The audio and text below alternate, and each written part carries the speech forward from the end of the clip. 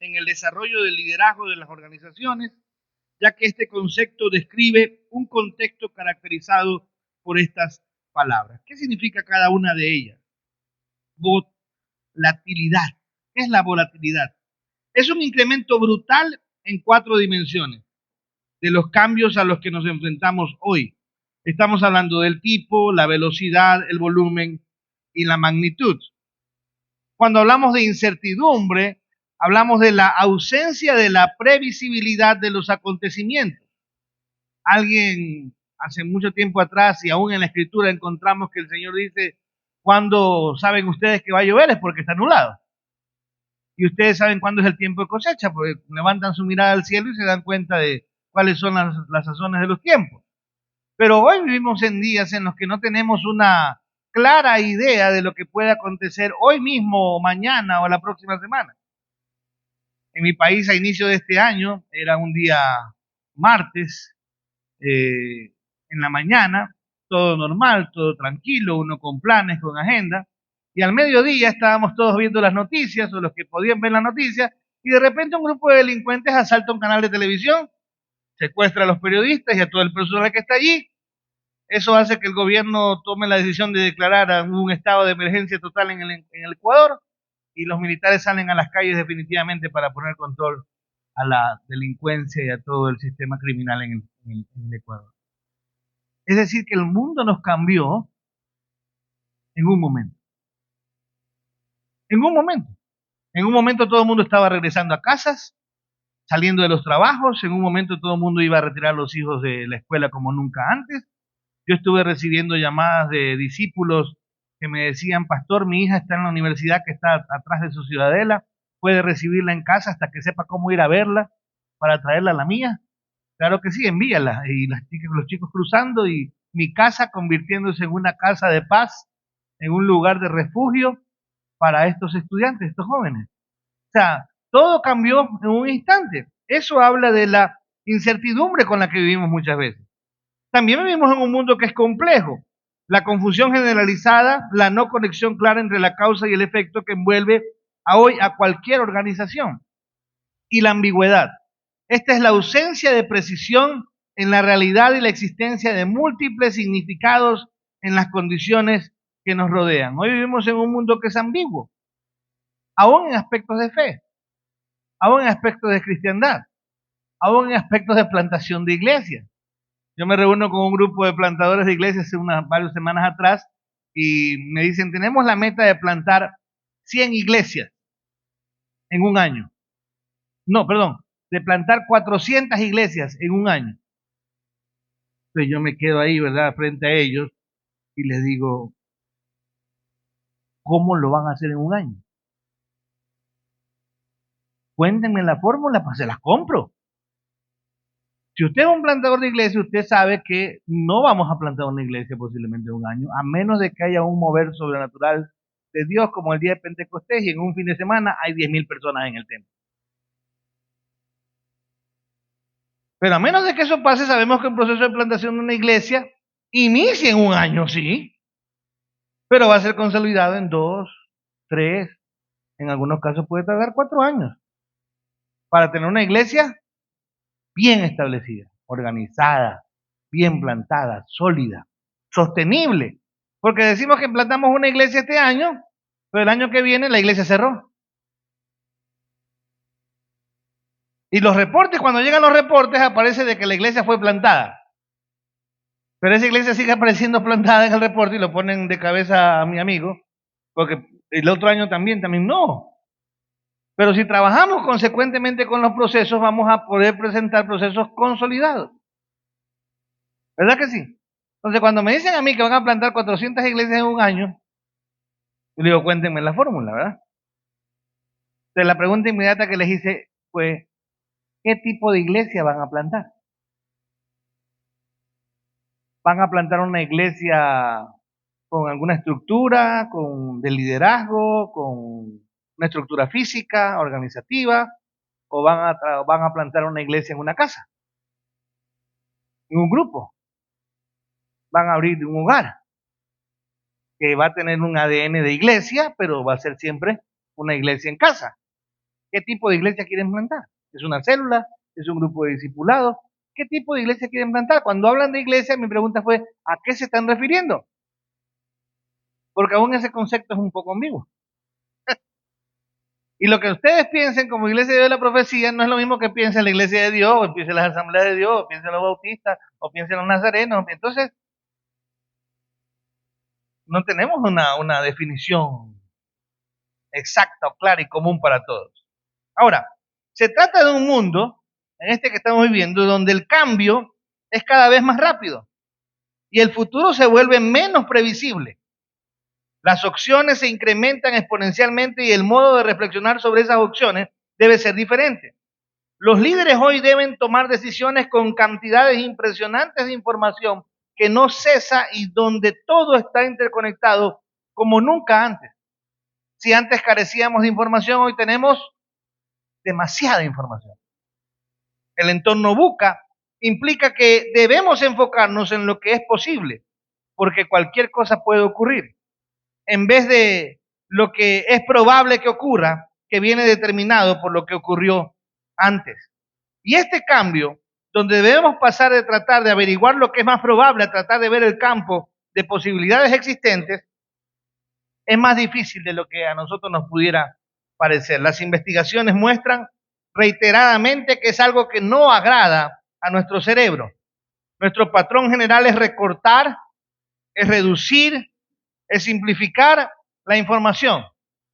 Yo me he encontrado con gente que a veces me hace el comentario nada correcto, nada saludable, y siempre los reprendo, porque me dicen, ¿cómo poder aplicar los 12 módulos de la red, pero en una versión más corta? Son 12, no le haga el cambio. No, pero no podríamos hacerlo en 8. No, son 12. Y a nosotros en CRU también nos dicen, este entrenamiento no lo podemos hacer en 5 sesiones.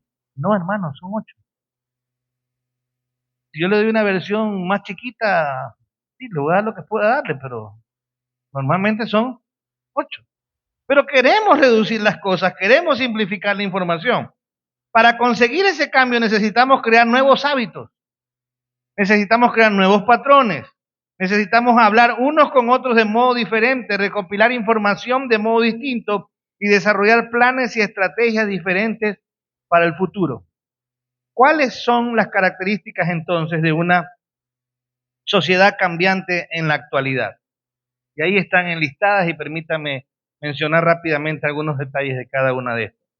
En la actualidad, las sociedades están experimentando una serie de cambios significativos que influyen en diversos aspectos de la vida cotidiana. Algunas de las características actuales de una sociedad cambiante incluyen lo siguiente. Número 1, avances tecnológicos. La rápida evolución de la tecnología está transformando la forma en que las personas se comunican, trabajan, consumen información y se relacionan entre sí.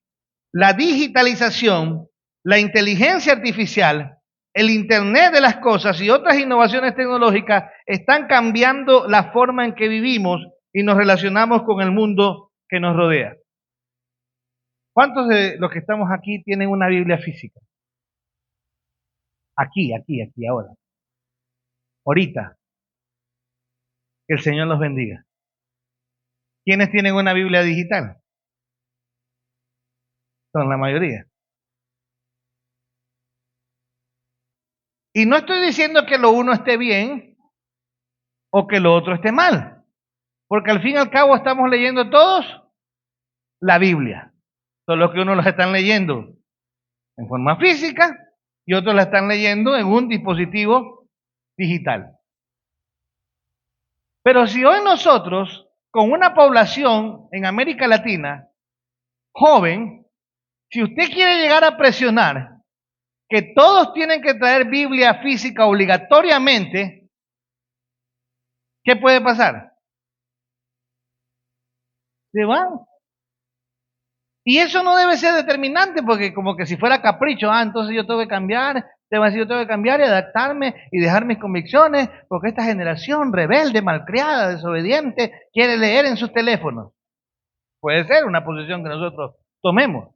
Pero yo quiero llevarle a pensar de que más que un capricho, Ese es el modo de comunicación y los elementos de comunicación que esta generación usa. Entonces, si nosotros no nos reformateamos para pensar en algo tan sencillo y simple como ¿qué Biblia vamos a usar? Y si nosotros queremos exigir y presionar para que todos tengan la Biblia física, entonces no estamos entendiendo la realidad de los avances tecnológicos que traen implicaciones a los procesos de hacer misión para la iglesia en este tiempo. Segundo aspecto o característica de una sociedad cambiante, la globalización.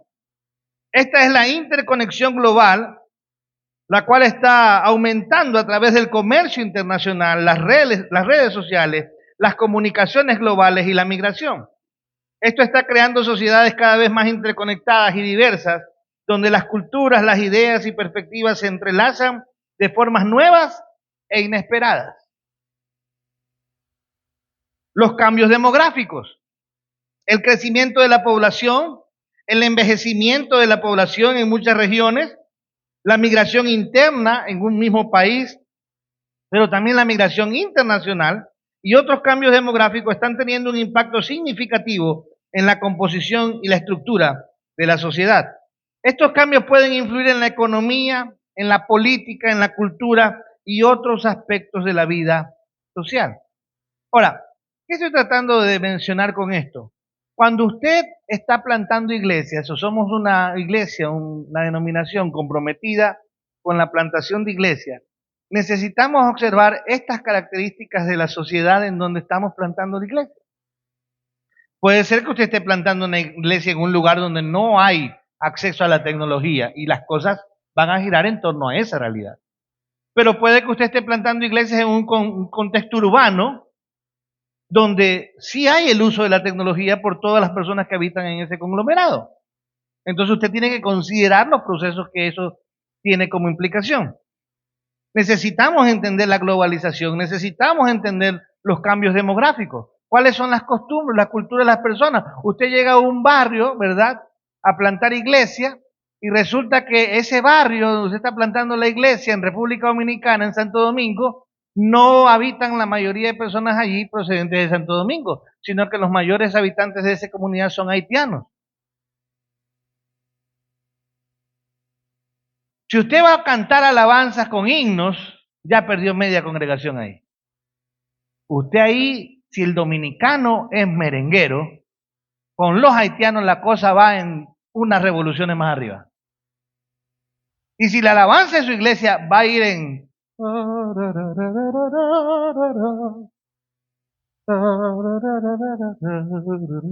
Ya perdimos.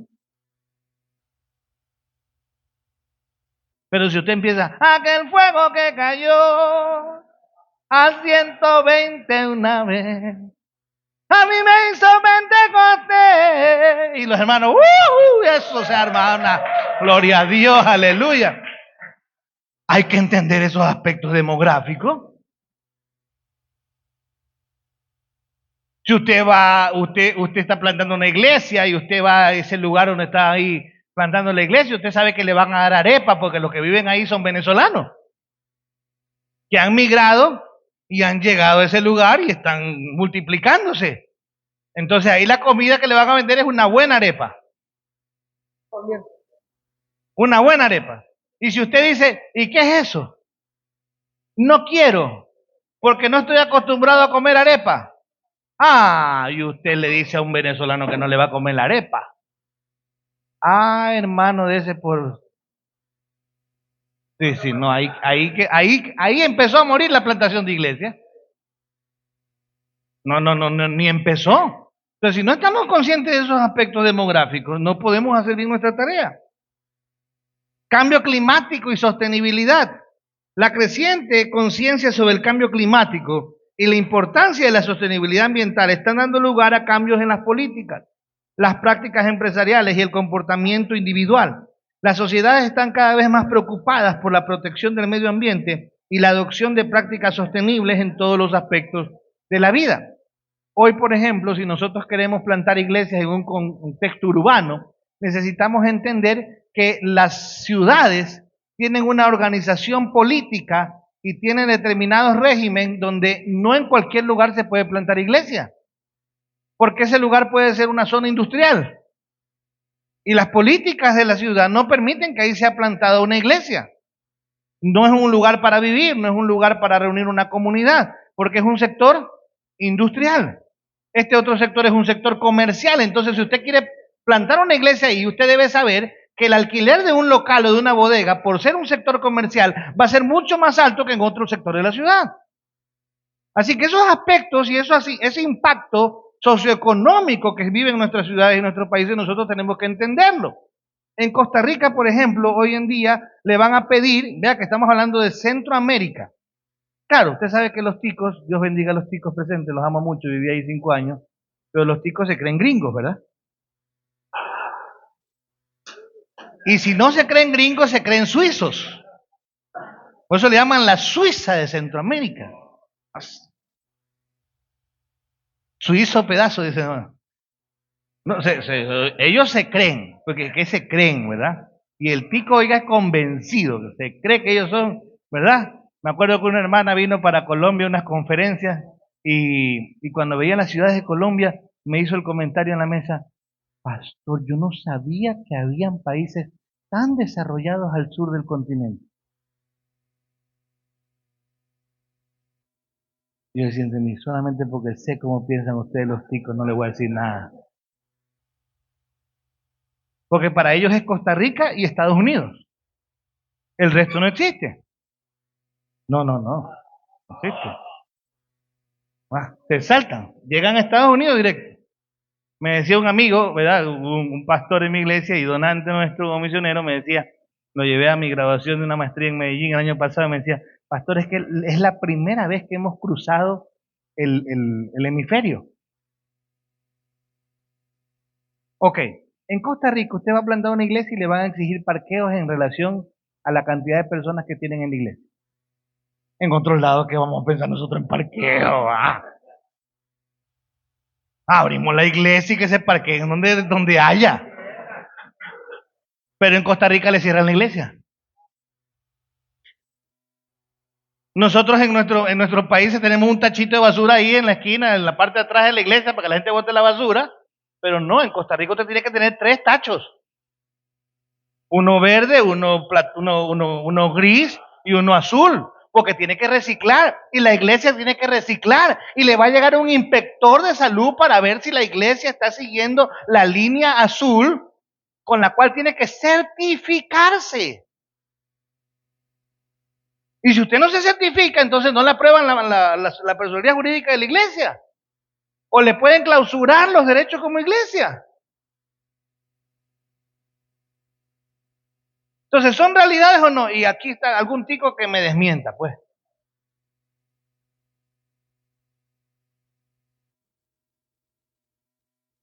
No, si yo lo estoy tratando bien. Ahí está, muy bien. Hermano, es que es así. Entonces, le cierran la iglesia. Tienen que certificarse. ¿Me estoy explicando? Pues son realidades que nosotros tenemos que considerar. Vea la última. Desafíos sociales y políticos. La polarización política, la desigualdad económica y la discriminación racial y de género, la crisis de refugiados y otros desafíos sociales están generando tensiones en muchas sociedades. Estos problemas requieren respuestas colectivas y colaborativas para abordar las divisiones y promover la equidad y la inclusión. ¿Cómo usted pastorea una iglesia en donde hay total polarización política? Yo me imagino, ¿cómo será pastorear para mi hermano la iglesia en Argentina, donde va a encontrar que están los kirchneristas y están los de Milei? En la Libertad Avanza. Yo sé que ellos son de la Libertad Avanza, a ver. Solo que como están aquí todos cristianos no dicen la otra palabra, ¿verdad? ¡Cara! No dicen, ¿verdad? Pero en una iglesia hay eso, hermano. ¿Y sabe qué es lo terrible? Que las personas, aún siendo creyentes, son capaces de defender más sus convicciones políticas que la propia fe. El fútbol es otro problema. Vea, si el pastor es de Boca y los miembros son de River, el día que hay clásico, la congregación se dividió. Y si el día lunes, y si Boca gana el clásico el lunes, usted no encuentra nada, no vienen los de River al culto. Porque los de Boca son cargosos. O sea, son molestosos. Cargoso es molestar, hacerle bullying. Los de Boca hacen bullying al otro cuando ellos ganan. Son, ¿verdad? Como el domingo. Ok. O sea, esa polarización es parte de la realidad con la que vivimos. Déjeme avanzar. Adaptarse entonces a estos cambios y encontrar formas de abordar los desafíos emergentes son aspectos clave para construir comunidades resilientes y sostenibles en un mundo en constante transformación. Algunas consideraciones claves a tener en cuenta al plantar iglesias. 5 cosas que tenemos que tener en cuenta al plantar iglesias. Número 1, en base a esto que hemos mencionado ya, las características de una sociedad cambiante, necesitamos investigación y comprensión del contexto. Dios bendiga la red de multiplicación. Creo que fue pionera y es pionera. Y no lo digo porque estén mis hermanos aquí, porque yo mismo aprendí con ellos eso. En llevarnos a pensar que teníamos que investigar cuál es el contexto del lugar donde vamos a plantar una iglesia. Antes de plantar una iglesia en una nueva área, es crucial realizar una investigación profunda del contexto social, cultural, religioso de la comunidad circundante, comprender las necesidades, las creencias, los valores de las personas en esa área para que ayuden a adaptar el enfoque de la iglesia para que sea relevante y significativo. Es más, aún con organizaciones socias que tienen múltiples herramientas y recursos, si el pastor no hace esa investigación y no tiene claro cuáles son las necesidades de su comunidad, viene cualquier organización y ministerio y dice, sí, deme. ¿Y qué aplica? Nada. Pero cuando conoce su realidad, llega un ministerio con determinada herramienta, no, hermano, eso aquí no es relevante. Por ejemplo, usted va para Costa Rica y me dijo un compañero, llevamos campañas con filtros de agua. Perdón que me le cargue a los ticos, pero viví ahí 5 años. Los conozco bien. Y mi compañero me dijo, me rechazó el proyecto, el director nacional. Y le digo, ¿por qué rechazas el proyecto para que vengan estos filtros de agua y vayamos a evangelizar a los barrios? Me dice, porque el agua potable en Costa Rica es potable. No necesita ser filtrada. A la pucha de ella. Hasta en eso, a los ticos son cosas serias. Pero efectivamente, si se jactan de algo es porque es realidad. Ahora, le digo yo después para replicar en la discusión, pero tú estás pensando en los lugares donde está bien establecido el sistema de agua potable. Pero hay un montón de otros lugares donde no tienen agua potable. ¿Y sabes qué me dijo? Vea cómo son de la mentalidad de la formación organizada que tienen. Me dijo, es que esos lugares son invasión. Si no tienen agua potable son invasión. Y yo no quiero que el ministerio esté ayudando a promover la invasión. ¡Hala, voy, muchacho! Pero esa es la realidad de este mundo. Entonces yo tenía que convencerlo a él como líder para que ayude en un lugar porque tiene una filosofía y una mentalidad llevada a la organización, a la legalidad y a todas esas cosas, para que él vea que ese es un lugar de misión y que necesitan agua potable. Que si el gobierno no se la va a dar, pues se la damos nosotros. Pero él no lo estaba viendo por la formación y la mentalidad que tiene. Y que no está mal tampoco. Necesito entenderla y necesito ayudarle a ver la otra cosa que él no está pudiendo ver. Pero eso sucede cuando no conocemos nuestro contexto. Voy para la República Dominicana. Qué lindo, ahora me lo voy a cargar a los dominicanos. ¿Los dominicanos dónde andan? Dios me lo bendiga. Vamos para un pueblito a 2 horas de Santo Domingo que se llama Sombrero. ¿Sí conocen? Sombrero. Y hace 1 año están plantando ahí una iglesia. En un gimnasio reúnen unas 30, 40 personas todas las semanas y de Santo Domingo viene un hermano, un plantador, a plantar la iglesia allí. Estamos haciendo una evaluación de la plantación de iglesias y llegamos a esa comunidad y le empezamos a entrevistar a las personas y les empezamos a entrevistar y a preguntarle, bueno, ¿y cuándo aceptaron a Cristo? ¿Qué es eso? ¿Cómo que no han aceptado a Cristo? ¿Y si ya se bautizaron? No. ¿Y por qué no se han bautizado? ¿Y están en el proceso de discipulado? No sabemos qué es eso. Entonces, ¿cómo es que están un año reuniéndose y no saben que están en discipulado, no han aceptado a Cristo, no se han bautizado? Es más, están multiplicándose ya en otro grupo. Oiga, esto es tremendo. Cuando seguimos haciendo la pregunta de la investigación, llegamos a descubrir lo siguiente.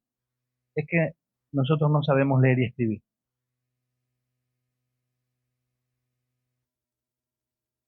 Pregunto, y aquí vemos las definiciones. ¿Qué es evangelio, entonces? ¿Qué es plantar una iglesia? ¿Es reunir ese grupo de hermanos y que se reúnan todas las semanas y subir un reporte de que ahí hay una iglesia?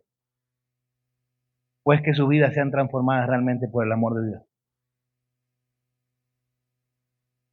Ser transformados de forma integral, de forma holística. Yo me le molesté al líder que estaba yendo ahí y le dije, ¿cómo es posible que has venido aquí un año y estas personas no saben todavía leer y escribir? Tu estrategia de evangelización debió ser un programa de alfabetización. Y te dije buscar un programa, un ministerio que tenga esa herramienta, ese recurso, o personas en tu iglesia que te ayuden a desarrollar eso. Esa era la estrategia para plantar la iglesia. Si es que hubieras conocido, si es que hubieras investigado cuál es la realidad social de este pueblo, de estas personas, de este barrio, de este conglomerado. Pero como no le prestamos atención a eso porque creemos que es irrelevante, entonces nos encontramos después estrellándonos con una pared. Segundo, flexibilidad y adaptabilidad.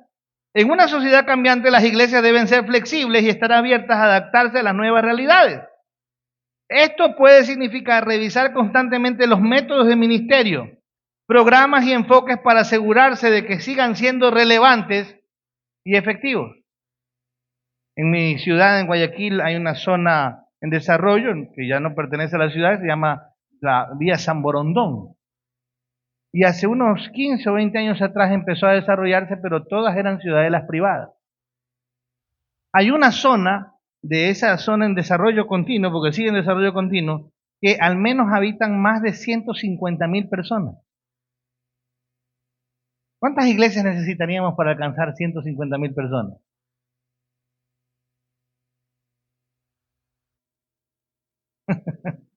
$1,500 decían. Muchas, muchas.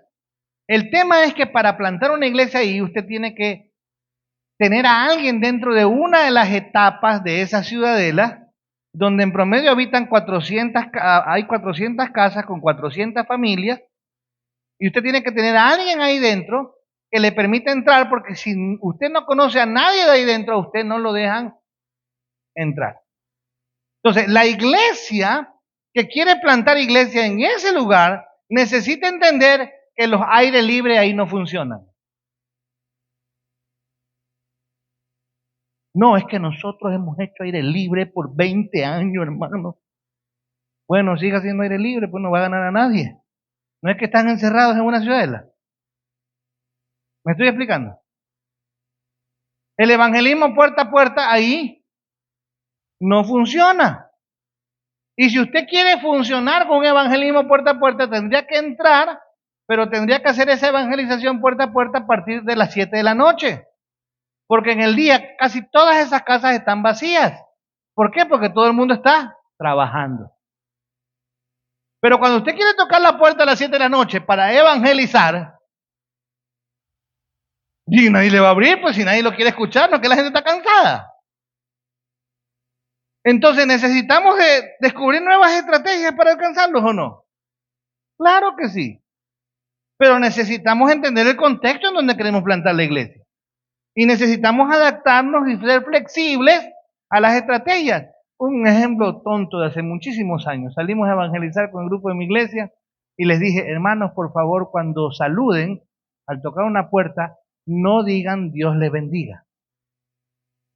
Y un hermano se me puso de pie y se me molestó. ¿Cómo me va a decir que no diga Dios le bendiga? Si los hijos de Dios saludamos así, Dios le bendiga, varón. Hermano, es que si usted dice Dios le bendiga, eso es como que si usted llegara con una camisa blanca de manguitas cortas y una corbata y una plaquita aquí. Ya todo el mundo sabe que usted es mormón o testigo de Jehová. Testigo de Jehová se lleva el maletincito. Si va sin maletín, con mochilita, mormón. Usted ya lo tiene identificado. Asimismo, en nuestro barrio, si usted le dice Dios te bendiga y lo ven con una Biblia bajo el brazo, este es evangélico. ¿Verdad? Entonces, ¿qué debemos hacer? Me dijo, usted tiene que decir buenos días, buenas tardes, buenas noches. No. Yo saludo, Dios te bendiga. Así saludamos los cristianos. Ah, salude así, pues hermano. Haga lo que quiera.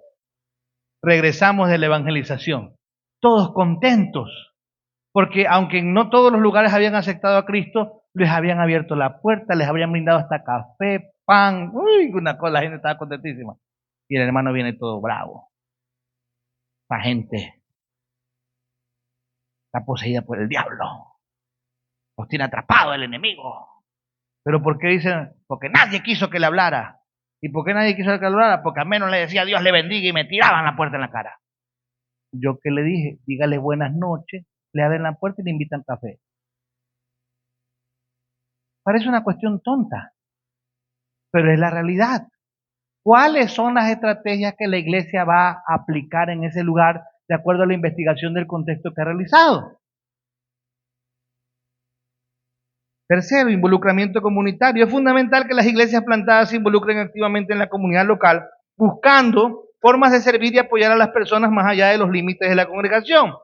Establecer relaciones con otras organizaciones locales, participar en proyectos de servicio comunitario y ser un recurso para las necesidades locales son formas efectivas de construir confianza y credibilidad en la comunidad. Usted necesita hacerse una pregunta. ¿Cuántas personas 500 metros alrededor de la iglesia vienen a la iglesia? Y eso es triste. Porque la iglesia no está haciendo un impacto entonces en la comunidad donde vive. Vamos al otro lado. Ahí en Costa Rica hay un buen amigo que se llama Roy Soto, en Fraijanes de Alajuela, en la montaña.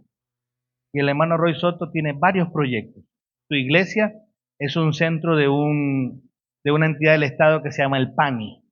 El PANI cuida a los niños que las familias no pueden criar por diferentes razones, son detenidos, están en drogadicción, se separan, hay grandes problemas sociales allí y económicos. Entonces el Estado se atribuye la responsabilidad de cuidar a los menores y los ubica en lugares de cuidado para los más pequeños, se llama el PANI. Entonces en la iglesia tiene un PANI. En la iglesia tiene un centro para adultos mayores. En la iglesia tiene un centro en conexión con entidades gubernamentales para cuidado de las mujeres violentadas, prostitutas o mujeres que quieren salir de una vida difícil. Y reúnen ahí. Reúnen semanalmente allí unos 50 adultos mayores. Por año unas 300 mujeres pasan por ese centro. Niños, hay muchos niños que pasan por allí, por el centro de acogida, de cuidado del pan en la iglesia. Y siempre le preguntan al hermano, las personas que lo visitan, pastor, y por eso la iglesia seguramente ha crecido mucho. ¿Cuántas de esas personas llegan a la iglesia? Ninguna. ¿Cómo que ninguna? O sea que usted está haciendo un servicio a los adultos mayores, pero ninguno viene a la iglesia. Qué mal agradecido. O sea que usted está ayudando con la restauración de las mujeres de la comunidad y ninguna viene a la iglesia. Qué mal. Y usted ayuda a los niños, pero ninguno de ellos viene a la iglesia. Es que el evangelio no es que vengan a la iglesia, es que vayan al cielo.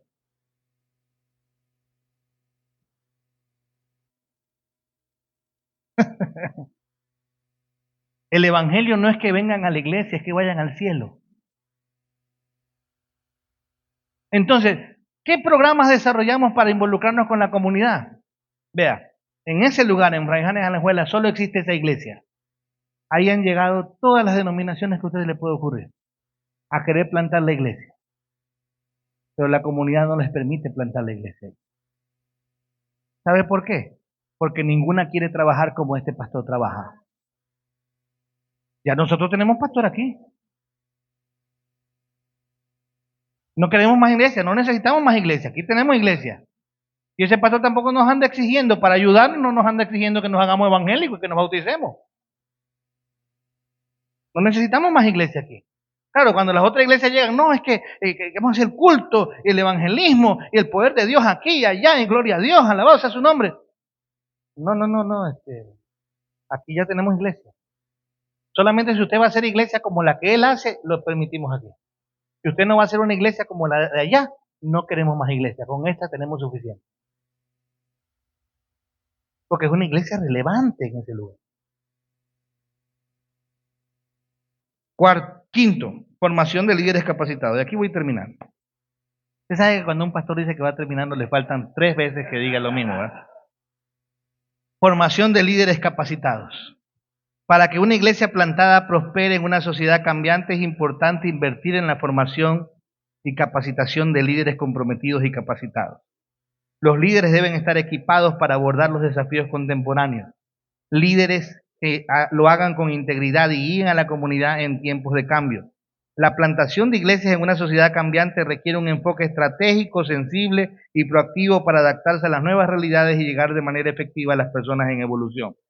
Pero eso no será posible si no involucramos a las nuevas generaciones en los procesos de plantación de iglesias. Le preguntaba a un grupo de pastores de la Cuadrangular en mi ciudad, la iglesia Cuadrangular. No eran de la profecía, tranquilo, con el hermano Aldana no nos hemos visto en varias semanas. Y les pregunto a la Junta Directiva Nacional allí, ¿cuántas iglesias hay en Guayaquil de la iglesia Cuadrangular? Me dicen unas 50. Ok, de esas 50 iglesias, ¿cuántos pastores son menores de 40 años? ¿Cuántos creen ustedes? Menores de 40 años. Un pastor que tiene 37. O sea, tampoco es que es un chamaco, ¿verdad? 37. Un compañero que estaba conmigo, un norteamericano, me interrumpió y me dijo, quiero hacerles una pregunta, pastores. ¿Qué edad tenían ustedes cuando empezaron a pastorear? Y empezó uno por uno, 23, 24, 25, 28. El que más tarde empezó el ministerio tenía 32 años cuando empezó a pastorear. Y mi amigo le dijo, ¿por qué no le dan a los jóvenes las mismas oportunidades que alguien les dio a ustedes para que empiecen a pastorear siendo tan jóvenes?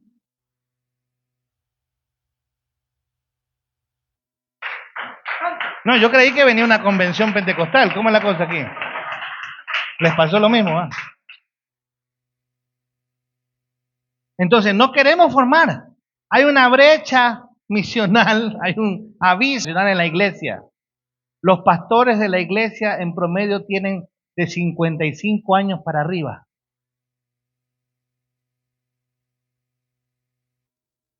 La membresía de la iglesia tiene de 40 años para arriba. Pero resulta ser que la mayoría de la población tiene de 25 años para abajo. Entonces, ¿a cuántos líderes formamos? Hago un entrenamiento la próxima semana aquí en Panamá. Yo voy el domingo nada más, ahora regreso el viernes mañana para predicar el fin de semana en mi iglesia y regreso el domingo nuevamente aquí a Panamá. Tenemos un entrenamiento la otra semana. Y le pido a un país que envíe líderes jóvenes para una capacitación. Menores de 40 años, el requisito. Oiga, me tocó escuchar, el líder nacional me reenvió un audio de la líder que se estaba quejando porque ¿cómo es posible que nos menosprecien a nosotros los mayores? Todos los años que tenemos de servicio, de ministerio, y ahora nos quieran dejar de lado por dar espacio a los más jóvenes.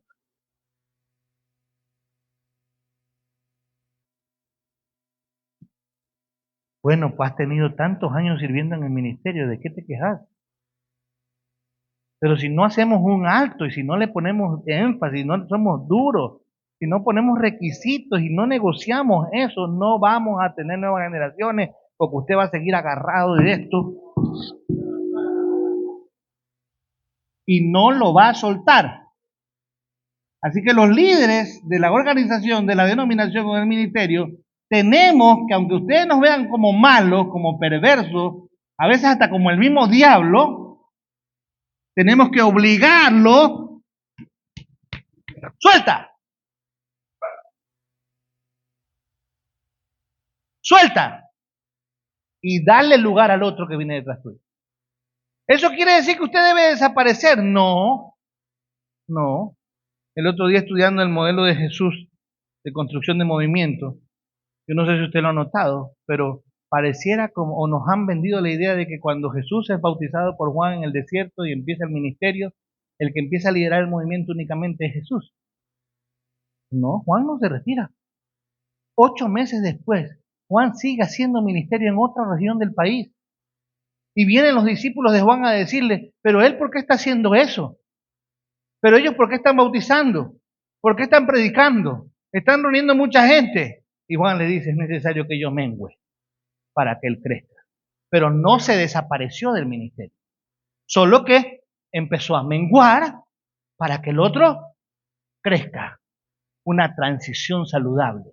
Lo mismo necesitamos hacer. Hoy necesitamos construir equipos de trabajo multigeneracionales, donde tengamos algunos viejos gorditos como nosotros, pero tengamos a los otros más jovencitos también. Donde tengamos mujeres sirviendo entre nosotros. Aquí vea, aquí escasean las mujeres sirviendo en el ministerio. Pero eso es la conferencia del otro año para no darle tanto palo hoy, ¿verdad? Sí, solo 3. Pero resulta que todos ellos son los que dirigen, las que trabajan son ustedes.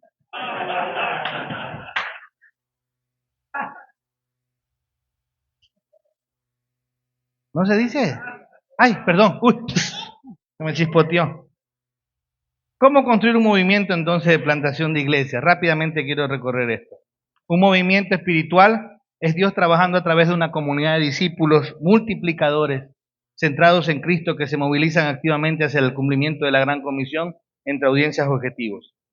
¿Cuáles son los elementos críticos para la formación de un movimiento de multiplicación espiritual que dé como resultado nuevas iglesias? Conectar a las personas con Jesús, discipulado que cambia vidas, pero aquí viene la diferencia. Líderes multiplicadores de movimiento. Ahora, no estamos hablando